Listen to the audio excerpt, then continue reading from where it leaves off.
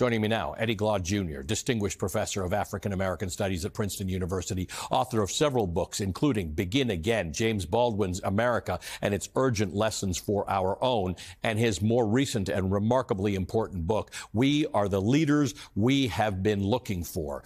Eddie, it is good to see you. Thank you. I've been reading what you've been putting out this week. I've been listening to your various appearances on TV, and we need your wisdom in this moment. And in your book, Begin Again, you write about how James Baldwin his travels in the South transformed his understanding of Americans. I want to read from what you wrote. What shook Baldwin at his core was a realization of the nature of the heathen.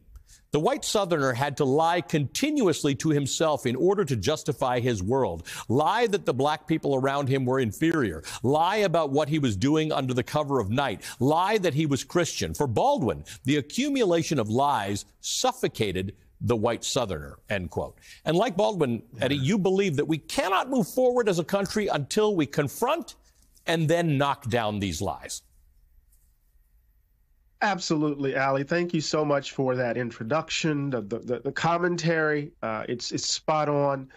It seems to me that these moments require an honest confrontation with who we are. And we're already engaged in the game of illusions, in the kind of construction of fantasies, right? That really what's motivating us is just simply economic insecurity, inflation, and the like. And of course, those issues matter.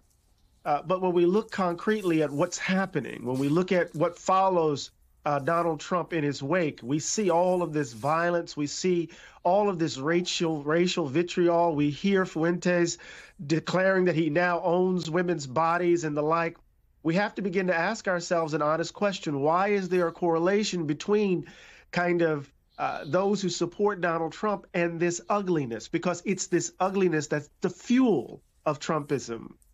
Richard Slotkin, the historian, has said that we are in a second lost cause, Alex. That we're in a moment in which there's a reassertion of the lie. Now, what does that mean in its details? Remember what's at the heart of the lost cause.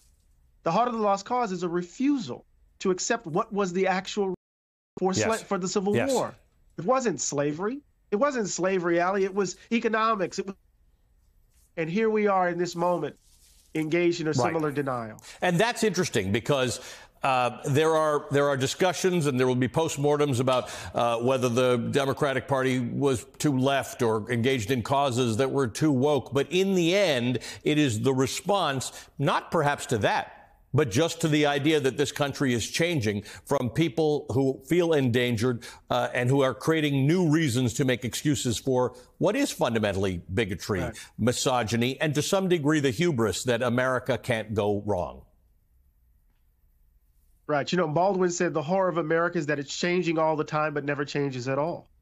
There's something like this eternal return because we're dealing with the consequences of the tragic choice at the beginning of the Republic, right? The choice that we reconcile, where we reconcile democratic principles with the reality, with the institution of slavery, with the subordination of women, with the exploitation of children, the exploitation of workers, with the genocide of native peoples, that there is this kind of gook within which the American project came into being. And to confront that is not to condemn us to the gallows. No. To confront that is actually to create the conditions to release us into a new way of being. But let me say this, Ali, really quickly. I come out of a tradition that has had to deal with the violence of when the fever dream spikes. There are too many people in my tradition who've lost folk. My professor, Albert Rabbitoe, who wrote Slave Religion, lost his dad. He didn't grow up with his father. Why? Because a Mississippi store shop owner shot him in the head because he dared to confront him over the way he treated his wife. This isn't some abstract issue for us. The idea of how we're going to survive and get to the other side when it seems as if the country has lost its damn mind takes on a real tangible kind of feeling because my mom and my dad grew up in Jim Crow, Mississippi. This isn't slavery, right? This is immediate for some people. Right. But back in the Civil War, unsettling, Alan. Here's an interesting question, because back in the Civil War, there were a whole bunch of Southerners who justified this on the basis of Southern chivalry, on the basis of states' rights, everything but slavery.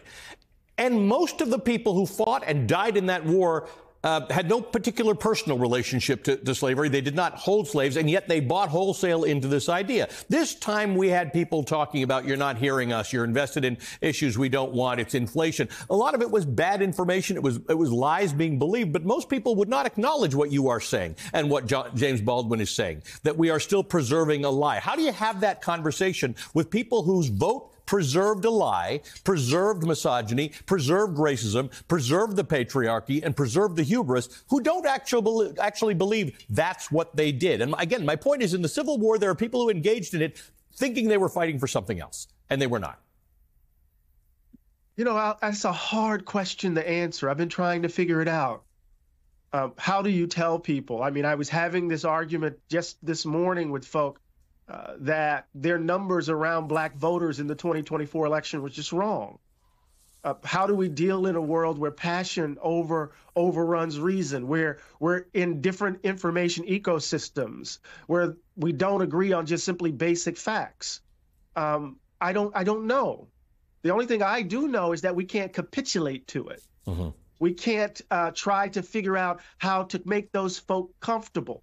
We have to continue to tell the truth. We have to do what Bartleby the Scrivener did in Melville's story, right? We have to say, I prefer not to. And part of the worry is that because of the nature of the election, too many people want to consent and concede to the lie that folk are telling folk. Mm-hmm. You know, Americans prefer their illusion straight, no chaser. That's what Eugene O'Neill was exploring in The Iceman Cometh. We have to shatter those illusions with the truth and then a bit more, it seems to me. You write a book. I'm going to step over here and grab it because I brought it with me. Your book. I got Born Again, but your newer book speaks about leadership. I want to ask you about that in this moment, for this mission that you are discussing, you and I are discussing this morning, for the future. Do we have the leaders in place to do what we need to do, to take this mission forward, to say, finally, let us put this myth and this lie about who we are and our past away and do something else, be the best we can be? Are we in a position to do that right now? Well, I don't know if we are, but we must be.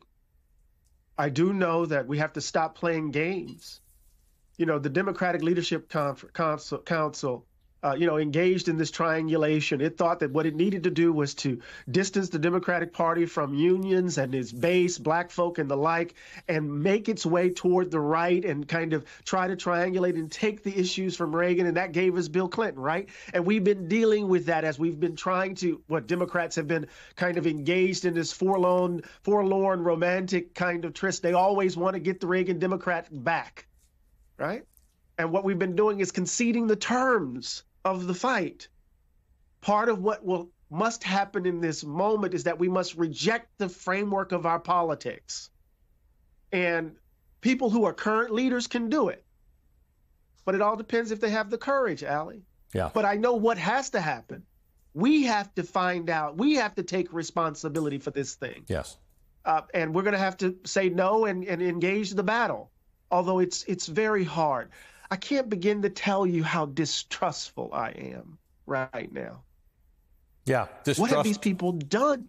Yeah. No, and it's us. It is us. I mean, that's the hard part about this. This wasn't a mistake this time around, and it's important for us to understand that we have done this to ourselves. You may not have, and I may not have at the ballot box or in our efforts, but we as a country are making some bad decisions that we are now going to have to face up to. And maybe that's the good part, Eddie, that maybe now that reckoning will be upon us, because some bad things are going to happen in the next few years, and the fight must continue. And I thank you for it, my friend. I thank you for everything that you've done for us, the important books, the analysis that you put out there, and the friend that you've been to this show. Eddie Glaude Jr. is a distinguished professor of African American studies at Princeton University. He's the author of multiple important books, including We Are the Leaders We Have Been Looking For and Begin Again, James Baldwin's America and Its Urgent Lessons for Our Own.